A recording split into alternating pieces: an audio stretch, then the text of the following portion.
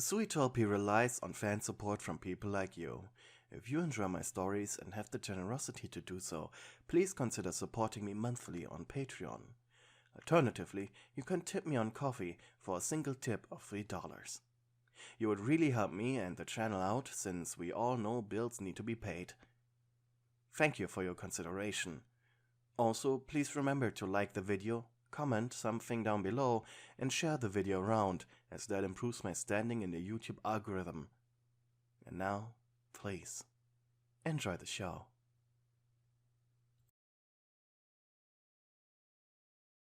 Humanity's Finest. A VR MMORPG that conquered the world in a storm. It was known for its deep mechanics and active community.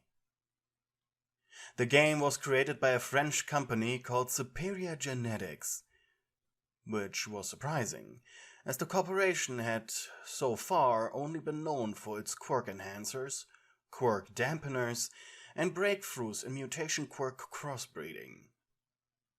And this grand MMO that had been going on for 6 whole years was about to shut down. Not because of player attention, but because Humanity's Finest 2 was about to be released. Of course, you as an addict to the game had already reserved your name and customized character for the event. But still, it was sad seeing this place be deleted. It was the dawn of the final day. Luckily, it was Sunday, so you didn't have school. You and your guild, the Brotherhood of the Sacred Blood, had decided to spend the rest of the day together. The Brotherhood was a role-playing guild, created by a dwarf paladin named Sigvard the Brave. You admired him. He led your guild through a plethora of raid encounters, and his smart thinking and analytical skills made figuring out the raid mechanics of the game quite entertaining to watch. You yourself were Ella from the Church of Rolk. Your chosen race had been the Sajiki, which were just bugmen. You had chosen this race as they were the only race who had the class combination of Necromancer and Witch Doctor, making you a dedicated summon support. Funny enough, this class combination gave you more summons than the dedicated summoner class. You sat down with 4 other guildmates in your guild hall, an in-game location that was filled with trophies from your achievements as a group. Melancholically, you looked over your fellow heroes. The guild had seen better days. Sigvard sighed. The hour is approaching. He leaned back in his chair and sighed. For 6 years did our brotherhood exist. We have seen gains and losses, but we never broke character. You blinked. One of your other guildmates, Tarn the Conqueror, a human berserker, and your long-distance boyfriend for over 4 years now, raised his hand.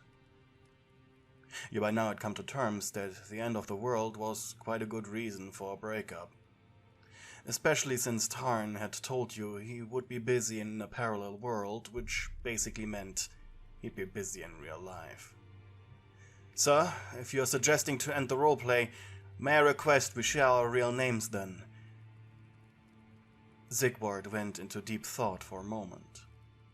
Yes. I think that would be a good idea. You really didn't want to do this. Fidgeting in your seat, you watched as the paladin stood up and saluted. Hello, my name is Heinrich Dernhord. I live in New Berlin, and... He chuckled. Actually, I'm a fucking car salesman. You blinked. Sigvard, or, well, Heinrich, never said fuck before. In fact, he never cursed at all. This was such an alien thing to you. It felt so final. Heinrich sat back down, but he smiled. One after the other began introducing themselves. Turns out Heinrich's right-hand man was actually a woman from Brazil. Kinda cute. But your eyes wandered to Tarn. Curious. If the guild was this international, how high was the chance Tarn could have been someone from Japan like you? The human berserker stood up, looked at the ground for half a minute, before finally proclaiming, "My name is Tenya Iida. I live in the beautiful city of Mustafa. I'm a high schooler and I go to the prestigious UA High School to become a pro hero." You put a hand in front of your mouth. Not in the game, but in real life. Iida had been your classmate. You had been dating the eccentric nerd from your class for 4 years in a goddamn fantasy world. What should you do? You are next to introduce yourself as you sat next to him. I feel uncomfortable. The woman from Brazil chuckled, and in the deep male voice of her character said, "It's fine. Not like it matters. But I'm glad I got to make friends from all around the world." Heinrich sighed. After this, everyone just began talking about their real-life personas, with the exception of you. It made you feel alone. But you were also completely overwhelmed with feelings. Feelings that you didn't quite understand. After a minute of you almost bursting into tears, you got off your chair and approached Iida. Tarn? Iida? He looked at you with a soft smile. "Yes, my love. I'd like us to spend our last moments together." He blushed and then stood up. "Sure. Where would you like to go?" "In the capital city. They're shooting all their leftover fireworks from the New Year celebration events. Would you like to watch that with me?" He nodded. "Sure, my love." Every time he called you love, felt like a cold hand grasping your heart, now that you knew who he was. You really didn't know how to deal with this. Using a fast travel potion, the two of you entered the capital. Hundreds of players were running about. As promised, they were shooting their fireworks, were dancing, and performing weird meme songs on their instruments. He suppressed a smile. It was a beautiful chaos. And soon all this would be gone. You and Iida proceeded to climb the capital's cathedral tower. There was a special route that was rarely used due to its difficulty. But through clipping and exploits in the movement, it was possible to reach the roof and see the entire city at once. For many it meant lagging, or even kicking them out for being out of bounds. But a small-statured Sajiki like you, or a crouched-down human like Iida, well, it was possible to remain in bounds even though it was just barely. "Can't believe no one is up here," said Iida. "Genuinely expected to at least one person to be here." You sat next down to a gargoyle, leaning against it as you somberly watched the fireworks. You smiled a sad smile. Do you want me to call you Iida?" He looked at you. "You can call me whatever you want. Even if you had told your real name, I would still call you love. Well, I never had feelings like this before." You looked at him for a second, before huddling closer to him, which surprised Iida. Nuzzling your head into his shoulder, you could swear you could almost feel it in real life. "I love you," he whispered. Then you chuckled, a single tear running down your real face. You wondered if he knew who you were. And if he knew, would he say the same things? Remember? You made a promise 2 years ago. He asked. Iida chuckled darkly. We made a lot of promises. Sighing, you retorted. I will be with you until the end of the world. Quite ironic. His head sunk. I'll be honest. You looked at him. When I first started this, our relationship, I mean, I just wanted a distraction. My real life is so organized and boring. While I like it, sometimes it can become a burden. And I thought this, us, wouldn't last long. He chuckled calmly, the gravity of this entire situation becoming clear to him, as he thought this would be the last time he'd see you, ever, which obviously wasn't true. As my goal was a girlfriend by middle school, forced breakup due to circumstances, and then a reunion when we were adults, or if we were lucky, high school, followed by marriage. I have very high expectations for my life. I'm sorry. Tenya was always a planner, wasn't he? You thought. But then there was a problem with my plans. My feelings for you became more than just virtual. He looked down at his dangling feet. I found myself logging onto the game not just because of the game, but because of you. You huddled even closer to him. The two of you now looking at each other. And awkwardly you clipped your face into his to simulate a loving kiss. It was something you did often. You are quite attached to him. To Tarn. And now to Iida. Tenya, there's something I need to tell. Darkness. No! You shouted out loud. In white letters, the words failed to connect to the server were right before you. No, no, no! You were just about to tell him your real name, that you were his classmate, and that maybe you could make it work in real life with him. Crying, you took off your VR headset and curled up on your dorm bed. What should you do? You were shaking. All those memories, all those opportunities, flushed down the drain.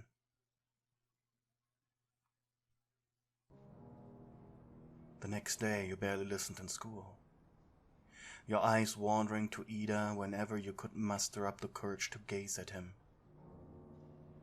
Iida's eyes, they were a bit red, like he had been crying. Large bags under his eyes indicated that he barely slept last night, just like you. At lunch, you sat close to Iida and his friends Uraraka and Izuku. You are a quiet one, no friends, mostly sitting alone. Hey, Iida, asked Uraraka. You look sad. Everything okay? There was concern in her voice, but Iida just took a deep drag from his milkshake, gently placed it down, looked up at the ceiling, and somberly said, My game shut down. Makes me feel a bit emotional, to be true. I was in that world for almost the entirety of its run. 5 years, in fact. Met many great people, and had the greatest fun of my life. Even more fun than doing hero work.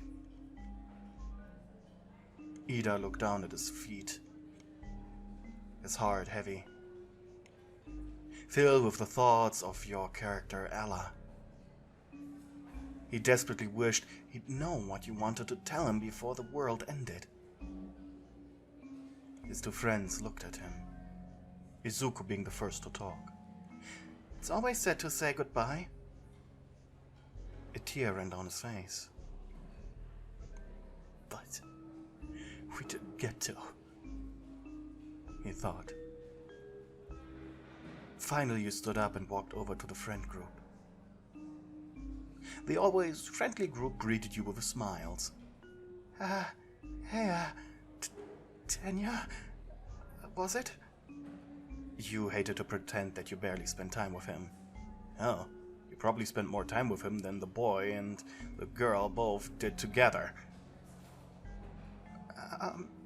If you don't mind, can we study later together? Tonight, maybe? You're really good at math, and I genuinely don't understand this. He smiled. Of course. My study group is at 6 p.m. You blinked and blushed. Never mind. You returned to your food. The three now beginning to whisper behind your back made you nervous. After lunch, you retreated to Recovery Girl, pretending you had a stomachache. But in truth, you just had a broken heart.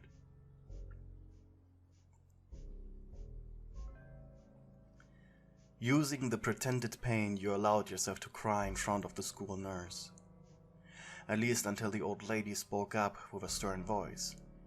I know you're just pretending, girlie. I know the difference between pained cries and the cries of a scorned woman. You sniffled. What did the boy do? Did he get a girlfriend before you could confess? Did he break up over some stupid reason? Or did he just simply reject you? You sniffled, wondering if she even knew what VR was. There was this game. It shut down last night and I had a boyfriend in it. It was called Humanity's Finest. Recovery Girl blinked. Oh, no way. My grandson forced me to play that game. He made me stop after I became better than him. I did keep playing for a while after that, but my eyes are not what they used to be. And whenever I put that old headset on, it was all blurry. So I stopped on my own. The old lady chuckled. I always wondered what happened to the old Brotherhood and Zigward. Your eyes widened. Could she be... Recovery Girl? I'm Ella, you said really quietly. Oh, why?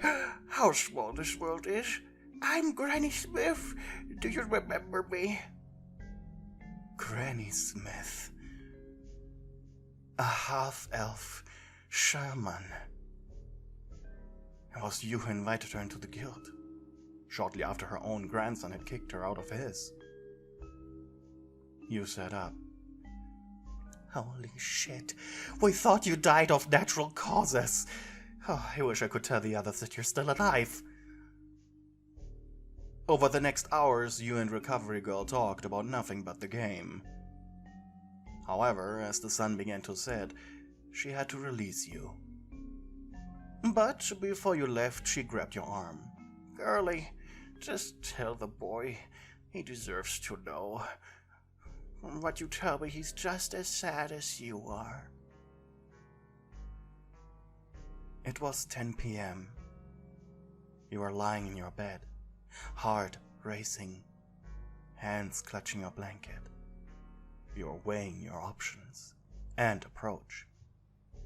But the more you thought, the more you were afraid. Something you picked up on right before you would have had a full panic attack. You grabbed your pillow and screamed into it for a full 5 minutes, until your voice was completely hoarse. And then you got up, grabbed a bottle of the pink soda you enjoyed so much and drank the entire bottle in one go.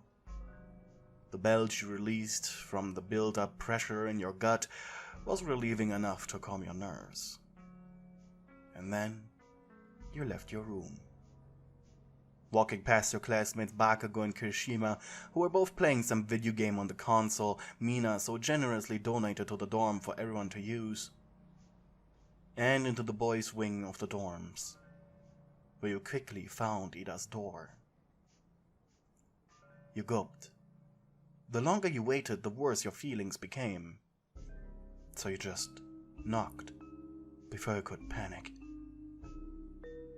Just a few moments later, you opened the door. Iida was so much taller than you, just like in the game. His mouth was covered in white foam and he held a toothbrush in his right hand. "Yes," he said. "Can I come in?" He looked behind himself. Is it okay if I finish this first?" He pointed at his foamy mouth. You nodded. 2 minutes later, where you just stood there in silence, he let you inside. Iida allowed you to sit on his bed while he planted himself on his chair, your eyes darting towards his VR headset that stood lonely on his shelf.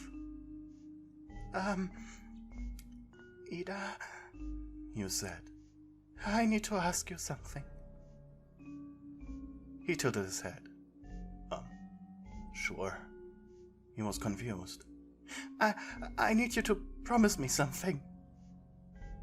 He blinked, overcome by a feeling he couldn't quite grasp. Can you promise me that we stay together until the end of the world?" Iida jumped up, water filling his eyes, his cheeks practically glowing red. "Ella? Tarn?" Without hesitation, Iida lunged at you, and you gasped. He wrapped his arms around you, hugging you so tight you almost couldn't breathe. "I thought I'd never ever speak to you again." He didn't sound like Iida. He sounded like Tarn, and your lips quivered. "And to think you're one of my classmates." His body became heavy, and you allowed yourself to fall on his mattress. The bed shook as he gently nuzzled his head into your shoulder. Iida sniffled. "But why? You could have just not said any. I love you!" You interrupted. He lifted himself off of you, just to look into your eyes. "I love you too." Slowly your faces came closer. His lips gently grazed yours. Finally, after so many years, you knew how it felt. Before your teenage hormones took over and he fully pressed his lips onto yours. Hungrily, needy. Your own hands began to snake around his body. You melted into him, pressing yourself tightly against his warm form. Despite his steel-like muscles, he felt so soft. You were 12 years old when you started playing the game. So was he. And you both were 14 when you started dating. Technically, this still counted as middle school. "And yeah," you hushed when you separated to catch your breaths. "Yes. Remember your goal? Mister, I plan everything." You smiled. "We were friends in the guild for some time before we started being together. Then we were forcefully separated by the game shutting down." His lips quivered. Before he broke down into tears, he pushed himself into your chest. "I love you," he croaked. Smiling, gently, you patted his head. "I love you too."